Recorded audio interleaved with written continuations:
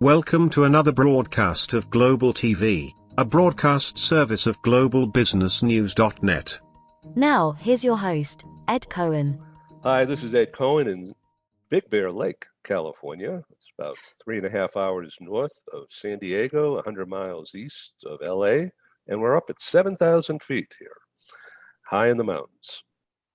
It's our mountain home, and we come up here as much as we possibly can. So our special guests today are in the Netherlands, Miriam, and also Jeff, who's with us from Alberta, I guess Calgary, in Canada. So welcome to Global TV Talk Show. This is, in case you're not familiar with us, this is a service of globalbusinessnews.net, which is our holding company. So let's begin. Miriam, please tell us about your day job first with Houck Relocation.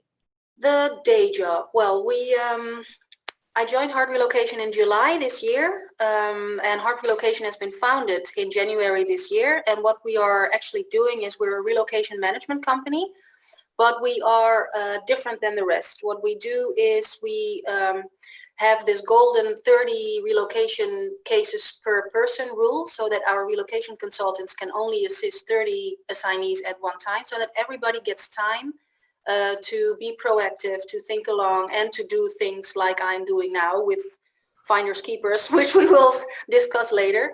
But I'm actually the Global Mobility Director for the Europe region. So that's what I'm supposed to do, but I've been working on a lot of other stuff the last couple of weeks. So, well, we'll come back to that later. But for now, I'm the Global Mobility Director Europe for Houck Relocation. And congratulations on organizing and getting it off the ground in a big way. Finders Keepers, it's a great name. And so I want to welcome Jeff Houck. Thank you, sir, for being on this program, and welcome. Pleased to be. Thanks very much. Great. Now, you've recently been into transition. You were for many years an executive with Suncor, right? Yes, I was. Yeah, and what was your last position there, if I could ask? I ran our global mobility platform at Suncor, as well as in energy with remote locations. We're big into housing subsidy programs and such. So a large program in that piece. But the global mobility and our project, mergers, acquisitions, of course, and joint ventures globally. So you essentially had a seat at the table, right? You weren't down the hall somewhere, forgotten. That's right. And I was fortunate at Suncor. They're an organization that really believes in the value of talent, and they wanted that. So not the case everywhere, but certainly was the case at Suncor. Right, and you were there for about 8 years, was it? Yes, that's correct.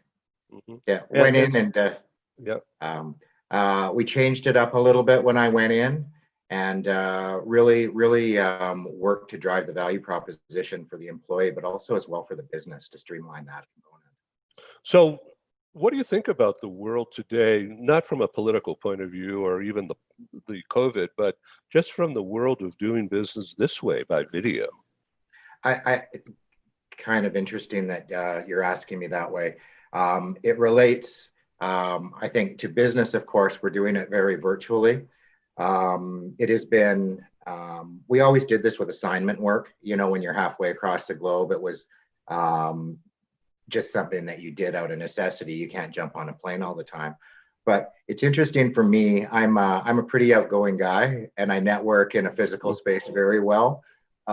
So the shutdown on this has been challenging because you're not in that physical space. But I think what's great about it, it's been challenging for everyone else as well. So everybody's getting thrown into the mix here, and we have to adapt to this. So I think there's an opportunity for everyone just to refine the way in which we've been doing this, communicating and holding meetings and getting business done. Yeah, okay, thanks for sharing this. Miriam, let's do a deep dive on Finders Keepers. What spurred you on to pull this together? Well, and Jeff was part of that actually, because since I've joined Houck Relocation, I've been reaching out to a lot of global mobility people, a lot of HR people, because I really wanted to grow my network, and I wanted to grow my network outside the Netherlands, because in my previous job, it was just the Netherlands. So I really needed to connect with more people outside the Netherlands. And a lot of people came back to me saying, I was made redundant, I'm looking for a new job.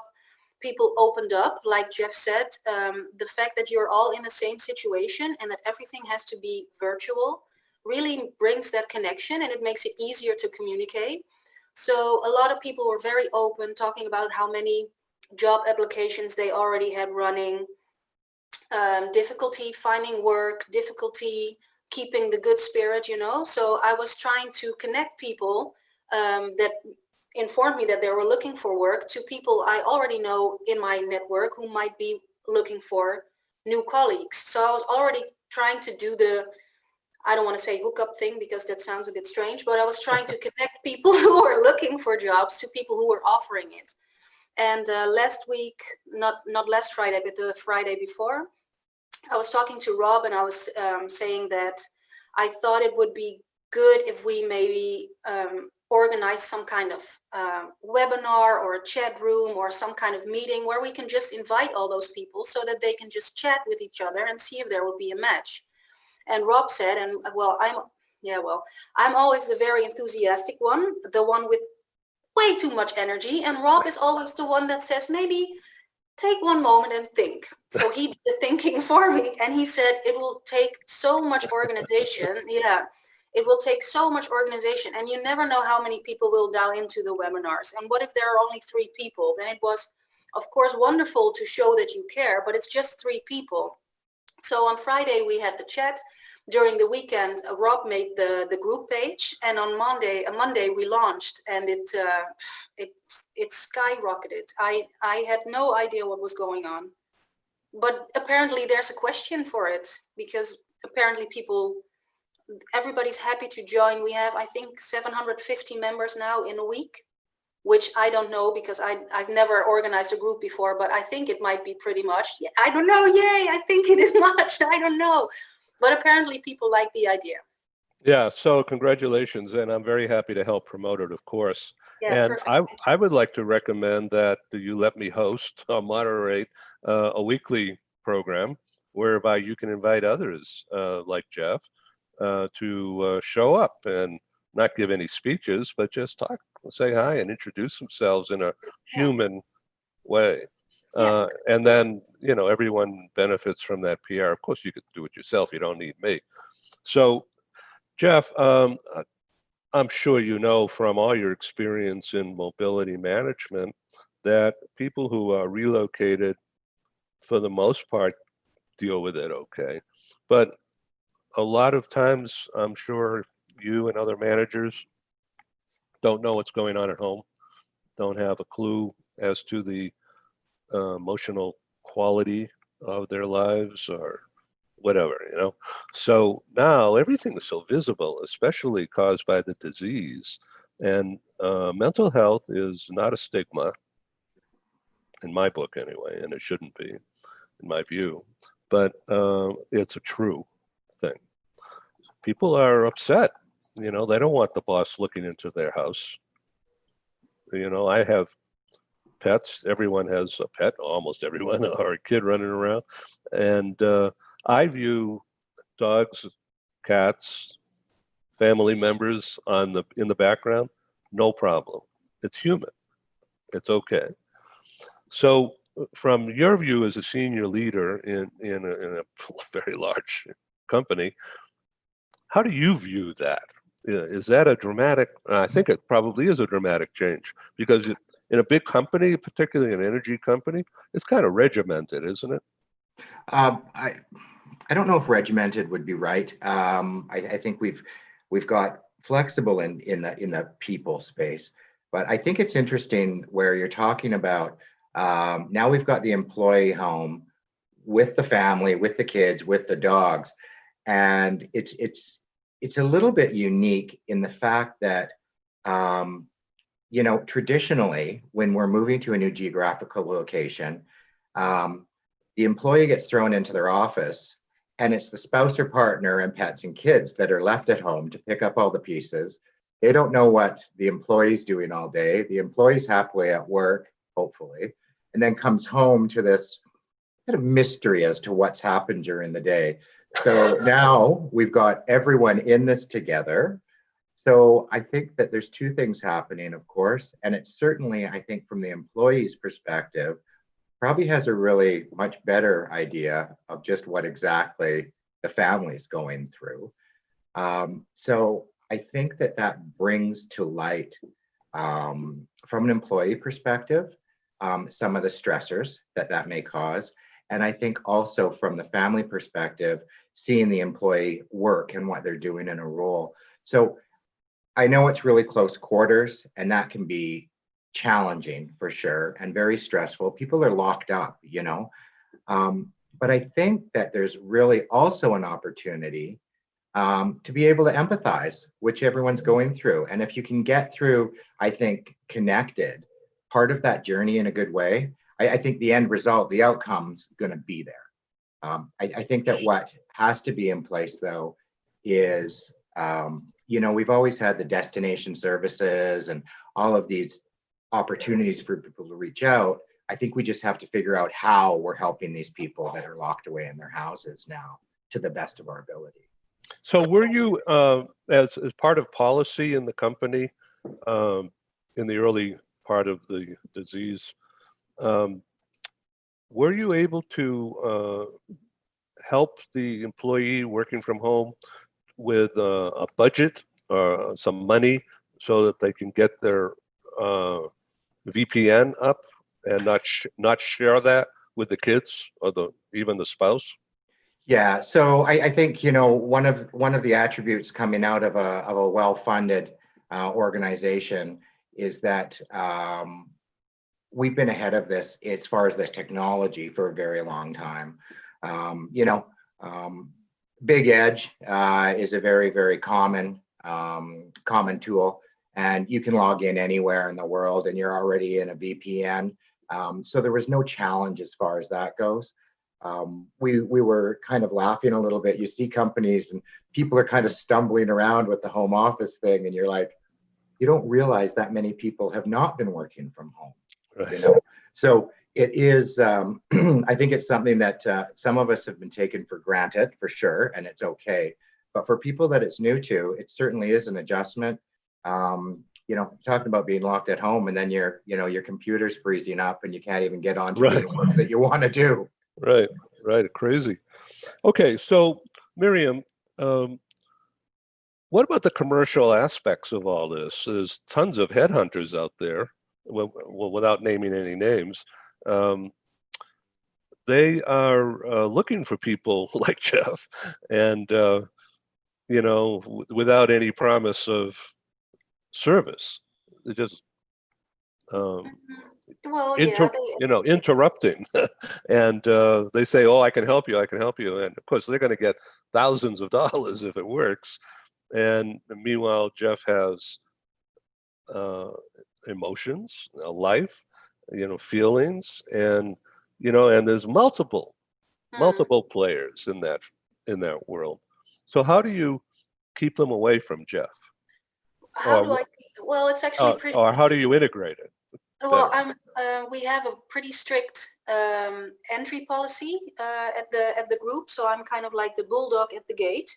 So everybody, of course, everybody is welcome. Other relocators also welcome if they are looking for new colleagues, vendors, movers. Everybody is welcome. But before we let them enter, we actually send them a note saying that it needs to be a safe space for people like Jeff, but also people like in-house corporates who are there because they want to help out. And I want to make sure that they are not some kind of easy sales target, that it will become a database filled with nice names to know if you want to sell your service. So that's actually a pretty strict rule. And what we also did is we are not allowing external recruiters to join. So if you are an in-house recruiter, you are more than welcome. If you are an external recruiter, you are very welcome to share the links to the jobs with me, and I will post them on your behalf.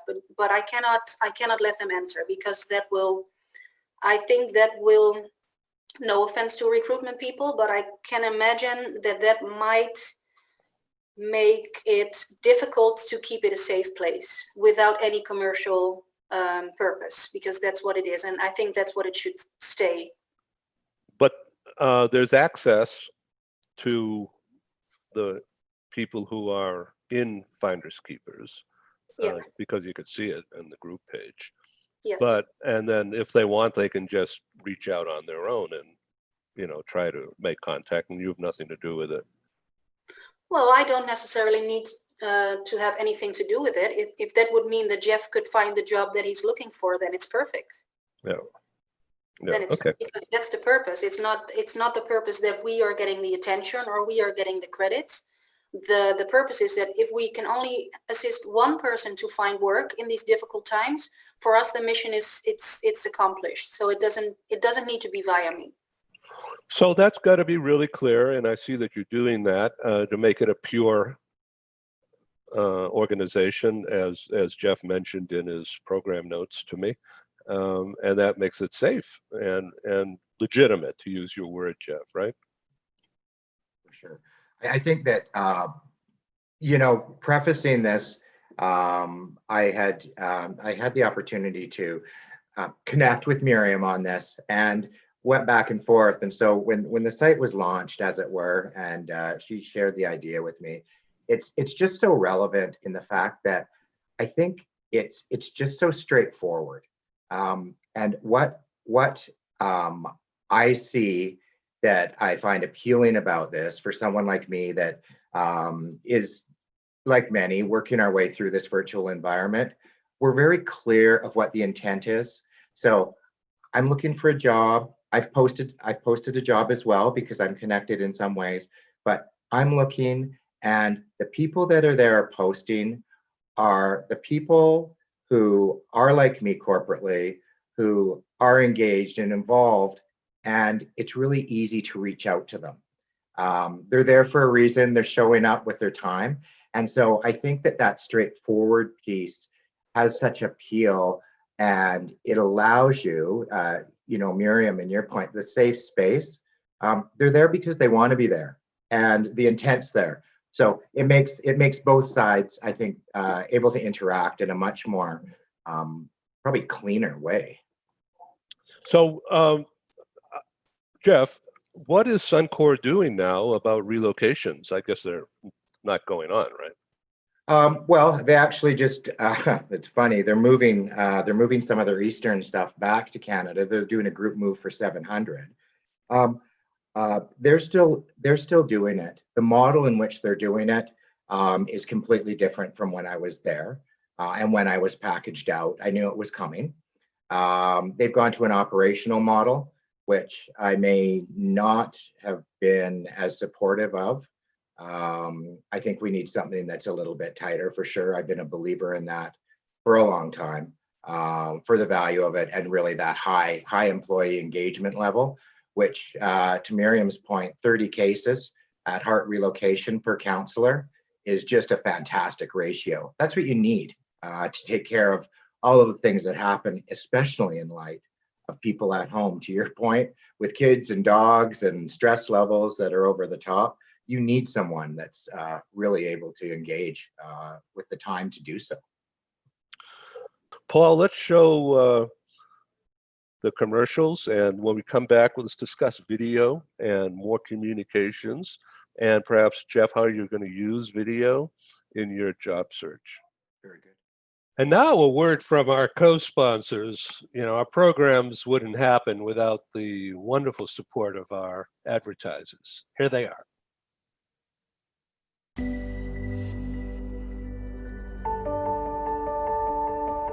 Something that's really neat is that the Bridge School partners with various organizations to provide learning for their students. For example, we partner with a major ballet company, and we are able to enroll several of their students into our school. So now not only is the student able to participate in a school and have a seamless transition while they're very active in their ballet career, but now they have other dancers that are with them that are doing some of the same courses. So it's almost becoming a camaraderie where they're taking similar courses, they're working together on their ballet, and really being able to form this great partnership with these organizations to provide a needed service. A lot of times there are student athletes who will spend hours and hours at the gym or at the basketball courts, wherever it is. And if they're attending a traditional school, they're in school from 8 to 3. They get a quick snack, and then they're at the gym for 3 to 4 hours in the evening. Coming to us and having that partnership, they're able to break that up throughout the day. They can have a morning practice, get some schooling in, have an afternoon practice, finish their schooling in the evening.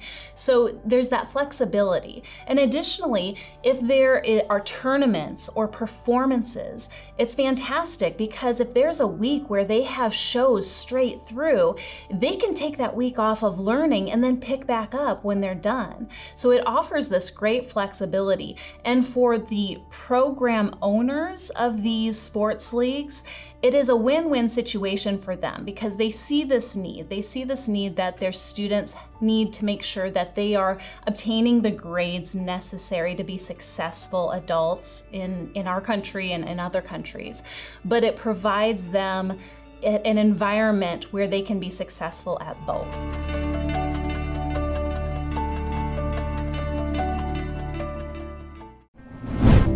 This episode from the meeting room of Global TV Talk Show is brought to you by The Bridge School, the accredited international online private school of choice at bridgek12.org. Porch Light Rental and Destination Services.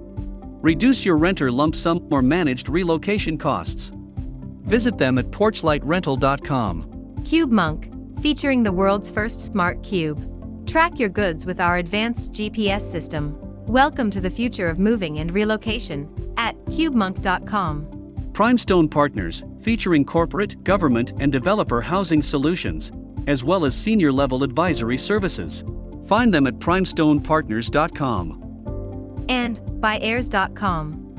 With our full range of services, we can help design and manage your international relocation. Find us at heirs.com. Insured Nomads provides protection and peace of mind with health insurance, travel insurance, group, or tailored insurance for the globally mobile. Visit us at insurednomads.com. And by International Auto Source. We are the vehicle experts for expats, featuring all major brands of automobiles with flexible solutions and financing. On the web at intlauto.com. Hi, my name is Christine. I'm a nurse from the Philippines, and I got to know IAS through Worldwide Health Staff Solutions. And I want to thank IAS, especially to Matthew, for helping me get my car stress-free, headache-free. And so I just want to show you the car that I got.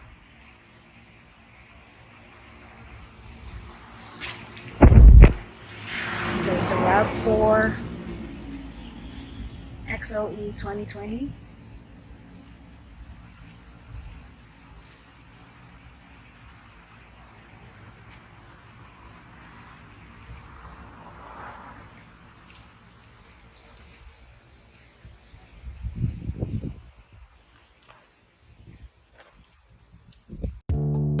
As an expat moving to the USA, relocating is exciting, but it can also be stressful. Getting a car, truck, or SUV for personal transportation is usually a high priority. That's where International Auto Source comes in. We make getting the vehicle you want for your work assignment or academic program easy, so you're ready to drive when you arrive. Our product specialists have helped over 50,000 expatriates with their personal transportation needs, making us the largest international auto retailer in the world. International Auto Source gives you flexible payment options to buy, lease, or rent a vehicle from the world's leading auto brands, arrange financing on a purchase or lease without a U.S. credit history, social security number, or driving record, Get full insurance coverage and get approved easily through our low-rate factory-backed financing programs. And because we're an authorized distributor of the world's leading automotive brands, our no-haggle prices are competitive, and the buying experience is hassle-free. We'll even guarantee your new vehicle will be ready the day you arrive. With over 20 years of experience in the global community, we are the vehicle experts for expats. We are International Auto Source.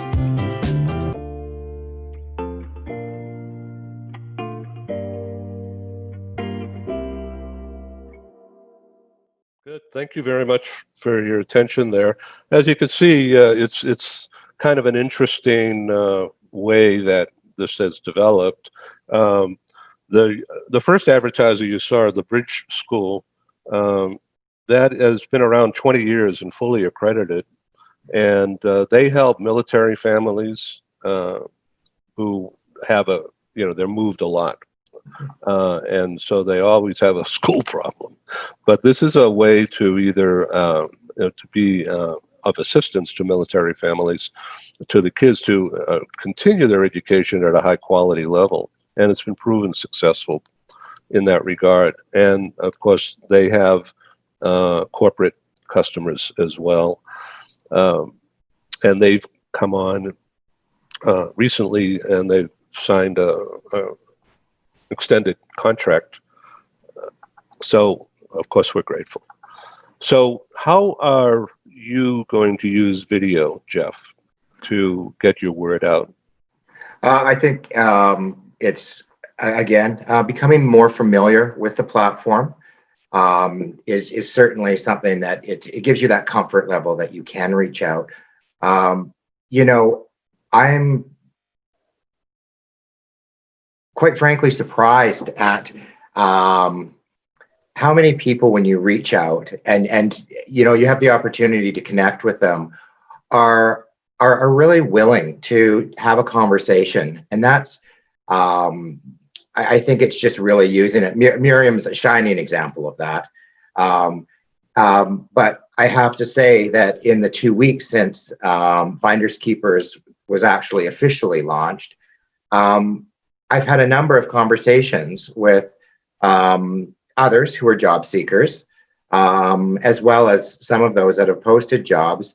And everyone, I think, is understanding that, we need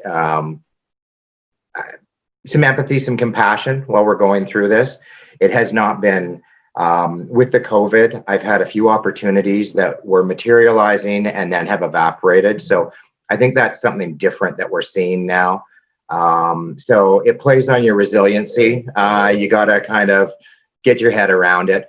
But I think when you have the opportunity on something like this, understanding that there's a community there, that you're all part of this to some degree, certainly gives you just some understanding that, everyone is on their own journey. So it's a little bit inclusive, or a lot inclusive, and that allows you to, continue to go out on it. With the, to your point, how I'm going to use the video and how we're going to use a virtual environment, it's one of those things that I think it's somewhat exponential when you're on it and you're not afraid of it, and comfortable. It allows you to repeat and increase your presence on that. One of the things that I have found is, and this is interesting because Miriam touched on this at the start, I'm great in Canada. I'm very well connected. I was on the board of directors, great in my industry. And that's, again, that physical space. Getting out of that and getting international, this virtual platform really allows for that. Definitely. And I've really just started to dig in on this, and I can just see and actually realize connections globally now. And that's what you need. I'm a guy late in my career. I am mobile for the right opportunity.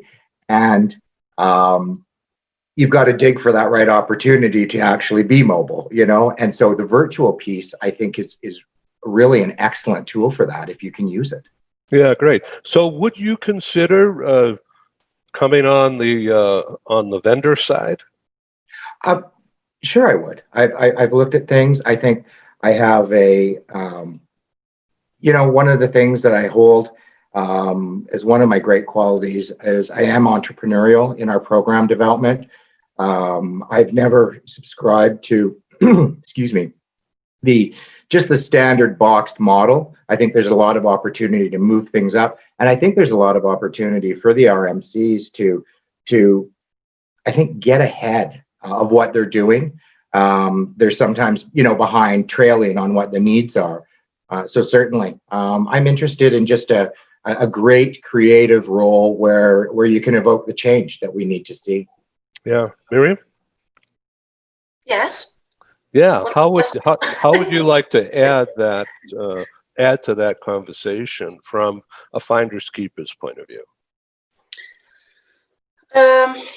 Well, first of all, I'm really happy to hear that Jeff has been communicating with other people in the group, because that means that it's definite that things are happening. Because of course, the only thing I do is post jobs, and I don't know what's going on behind the scenes. But the fact that they are finding each other and communicating and finding the connection, well, it just makes me. I had to do that because I was crying a bit, because that's exactly what the plan was and what we wanted. So, yeah, it's perfect. Congratulations. Yeah, that's perfect. Great. Thank you. So now let's change hats. Put on your heart hat. Yes. The heart hat. So you got to have heart. That's a great name. Yeah, absolutely. Well, I think, and that's the good thing, because I think the Finders Keepers platform really shows that it can be done differently. And of course, like Jeff said, a lot of relocation companies have this very strict way of working and very unpersonal, and everything needs to be quick and fast and cheap, and everything needs to be done as fast as possible. And I think sometimes it's good for a company, but also for a manager who is managing people, to just give people time for their own initiatives. Like last week, I think normally I'm in sales, and I've been speaking with a lot of people, but I understand that now is not the time to look at a new relocation company, because the priorities are somewhere else. So now, because I have extra time, I have time to spare, the fact that my employer gives me time to do something that I'm really passionate about, even though it doesn't make any revenue, that for me is working with the heart, because you don't need to make money on everything you do. And I think the fact that we have the 30 cases only rule just shows that we know that it's an emotional journey to move, and like Jeff said, there's also a partner, and there are children, and there are pets. And the fact that when you move and you get a new role, you have new colleagues, you have a new challenge, you have a new experience, but the people that you leave at home might feel lonely and also need to be reached out to. So the fact that we work with heart, we work with the complete family. So that's actually, I think that's what makes it different. If that was the question, because I already forgot the question. No problem. So from a PR point of view, and just as an aside, I've been involved in advertising and PR since I was 15. What you're doing is an absolute gem for heart relocation to be associated with. And because, the social impact thing is growing, because there's so many more younger people in the business world, and not to mention in the political world, and in other organizations having nothing to do with mobility. And they're very much into charity and giving back or doing something for people who are companies who need some assistance. And I would think this is if you just think of it as your charity or your effort to do good, it's a goodwill gesture. It's a beautiful thing. So congrats on that. Thank you. Yeah, you bet. Very happy with it. So I really enjoyed this conversation so far. Jeff, I want to make sure you get what you can value from this, and keeping in mind the extended viewership will be. And I'll be sending this, as I've mentioned, to our connections.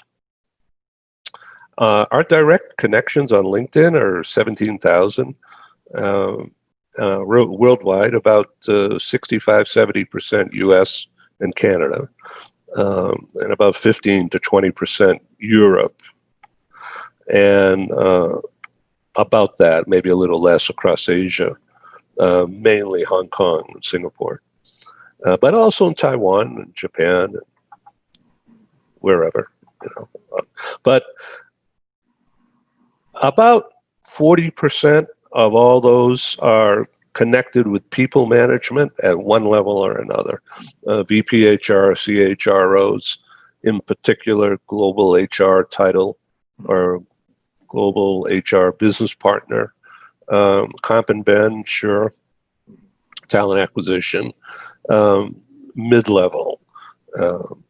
So you know that senior level, the C-suite, they don't have time to do all this stuff, although some do, but mostly don't. So it's mid-level, and that's our general audience.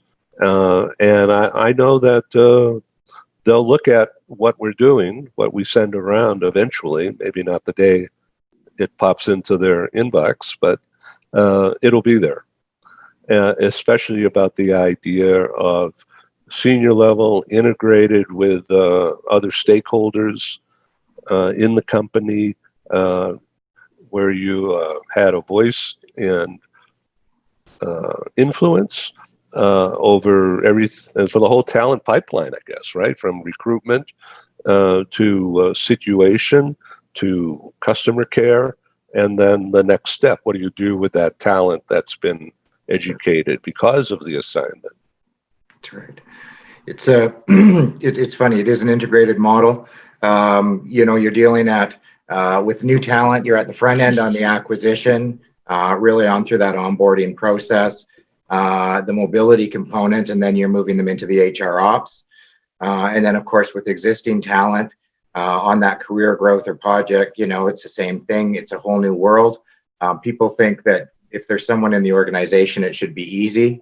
And sometimes it's got a domino effect that makes it even more challenging, of course, But I think sorry about that. I think I'm seeing a lot right now, and you're talking about new people in industry versus experienced. And what I am seeing is the real need for someone like me who has the deep experience, who may have kind of been through something before, or I see that a lot of the newer, younger companies where they've got great talent in them just don't have the depth and the experience to see what they're doing next. And it's interesting because you can look at what some of them are going through and say, yeah, we've seen some of that before, and there needs to be a course correct. So I think that's where, for me in this whole piece in networking, there's an opportunity to demonstrate that I bring that value. And I think when you marry it with the enthusiasm I have, as well as these great companies that are up and coming that want to do something and maybe they just don't know how the best way to do it, it's a great combination. You've got the desire, and then you can bring the skill set in and actually get to the result that you achieve, instead of simply handing somebody, a fistful of money and saying good luck. If you can steer that, then you're going to get the result that we're all looking for. So, Jeff, thinking about the talent that you've relocated, administer the relocation process to. Have those people left the company after their assignment, or were they did the company utilize their new skills effectively, in your view? That's That's a great question, and it's one that halfway through my tenure at Suncor, we really started to pay attention to. We had done a number of very large global assignments where we were at a multiplier of 6. So someone making 100,000 is costing you $600,000 a year to have them out. So it's a lot of money. It's a huge investment, and you just have a few failed assignees or those that are leaving. It's craziness. So really, the global mobility professionals are working to support this and have the tools in place. But that's where we need to partner with those global business partners to really make sure that the organization is on board with that repatriation and how we're going to utilize that talent. If people know they're coming back to the home location, or they're going on another assignment, and they're going to be, I think, first recognized for the fact that they've gone away and uprooted their family and their career, that needs to be recognized for sure, because that is certainly something that is disruptive. But I think that if there's an opportunity for them to be utilized and valued, they're thrilled about it. Anybody that comes in and lead a project when they come back, and it doesn't have to be forever, but just being shown that the company respects what they've invested in and what they're bringing, it's huge.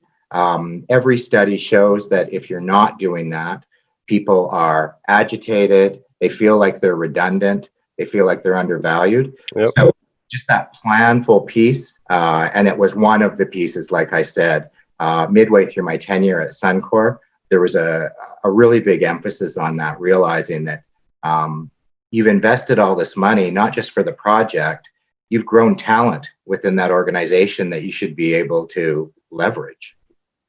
So, Jeff, thank you for that unrehearsed dialogue with me on this. So I want to ask you to think about writing an article or coming back on the show with Miriam or without. Miriam, you're always welcome. Thank you. But to give a lesson about this exact topic. And I could, in my network, I have some contacts who are HR business partners. Some of them, actually most of them, are now, they left the company, they're working for a big consulting firm, selling back into the corporate scene. That seems to work. But you have a lesson you get something to teach here to, not mobility managers, because I think they already get it, but everybody else in that chain of people management. Yeah. Horizontally across the company, across silos, across borders, across cultures. And this is a gold mine, I think, for you. Looking forward, if you